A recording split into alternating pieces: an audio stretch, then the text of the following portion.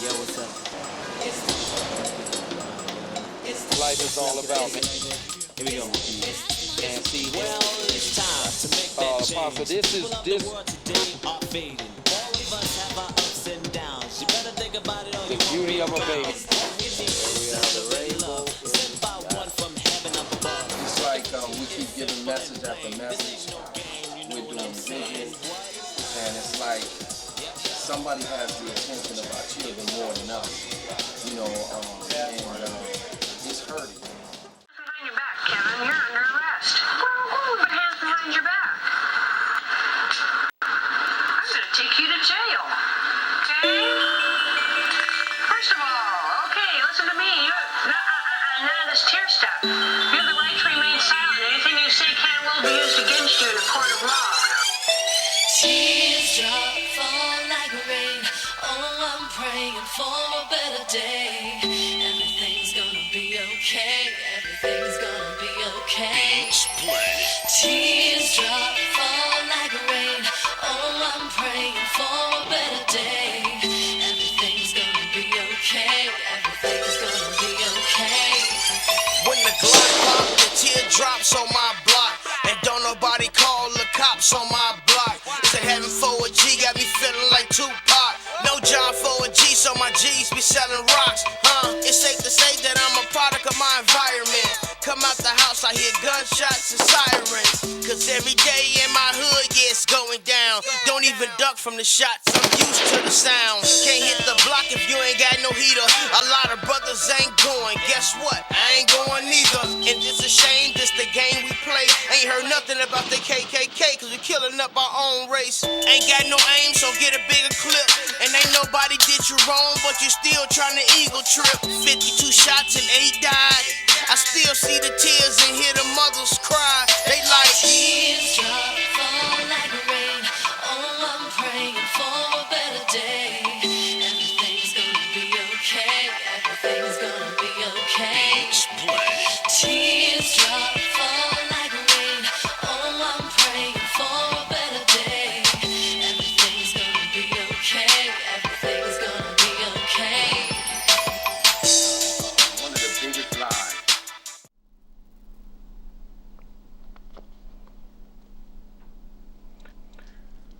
Good evening. Welcome to the Love Your Neighbor show. I'm your host, Brother K.G. Wilson, founder and president of Hope Ministries, spokesman for the Sherez Jones Foundation. Today in our studio and on our show, we have a special guest. A beautiful young lady who has touched the Minneapolis community numerous of times, helped many families help out with their loved ones when they lost their loved ones. And she has actually touched my heart. And she's my big sister that God had placed in my life and shown me some things and how to do more for the families in the community. For some of you in Minneapolis, you may have known her for many years. But for those who don't know who she is, I want to introduce her to you right now. Her name is Mrs. Helen Williams. How you doing, Helen? I'm fine. It's a pleasure to be on this show, KG, and that you invited me and view my work as meaningful enough for me to be here. Thank you so much. Thank you for being here.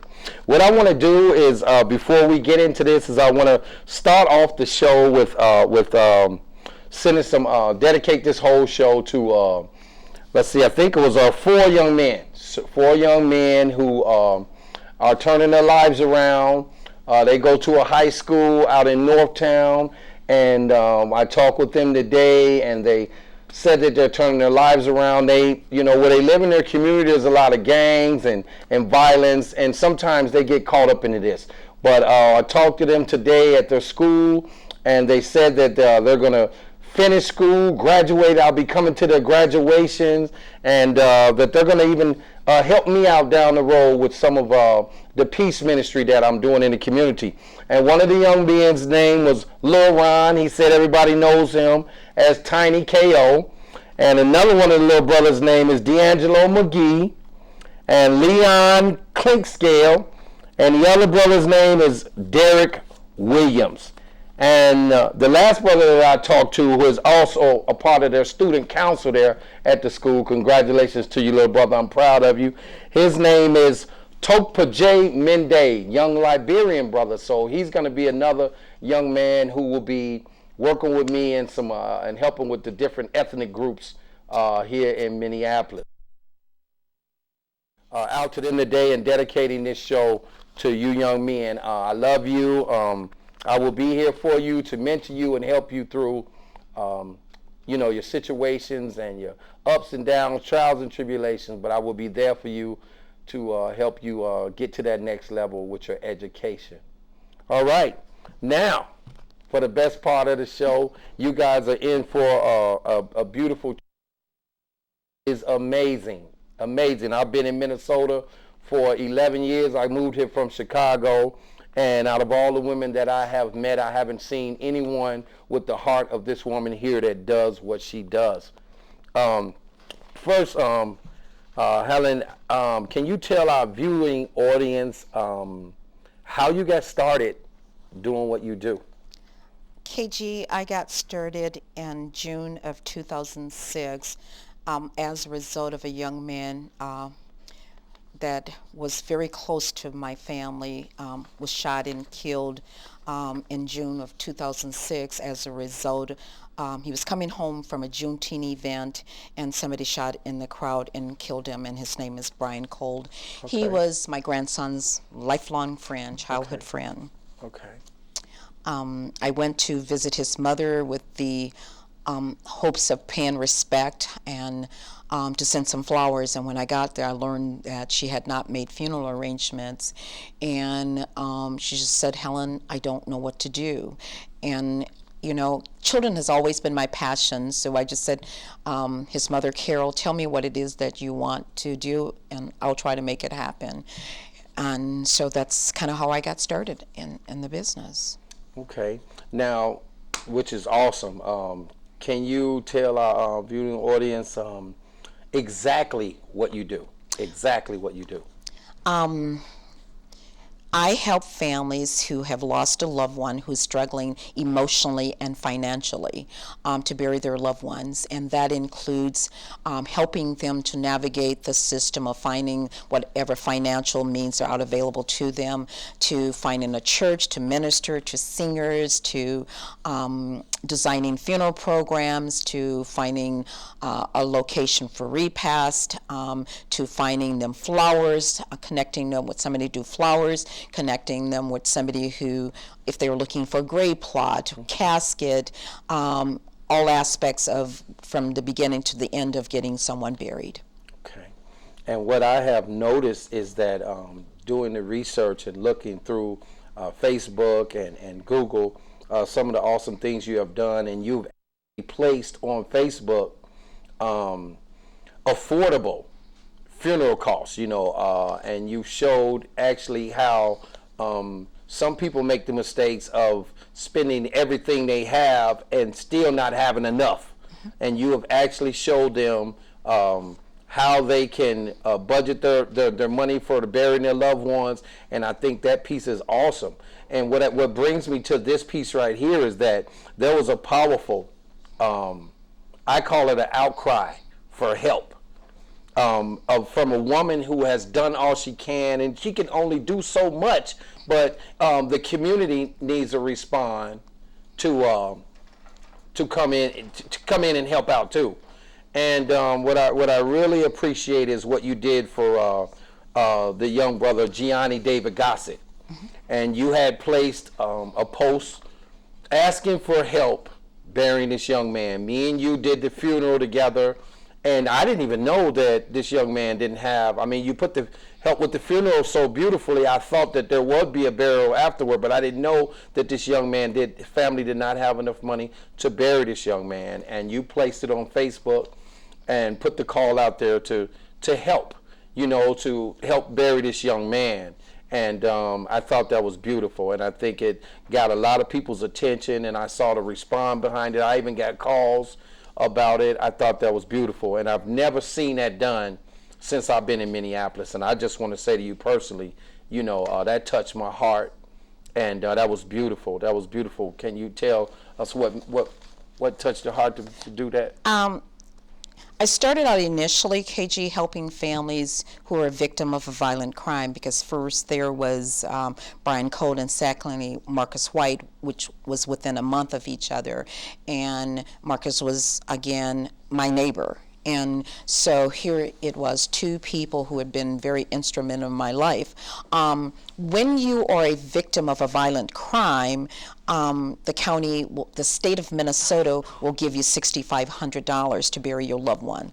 And that is if you did not deemed to have contributed to your demise in any kind of way. With Gianni Gossip case, it was a little tougher than most of my case, but it wasn't unusual. He died on, I think it was November 18th, and it was December 14th when I buried him. I've never had a case where I've had to have a service and put someone back in cold storage. Never.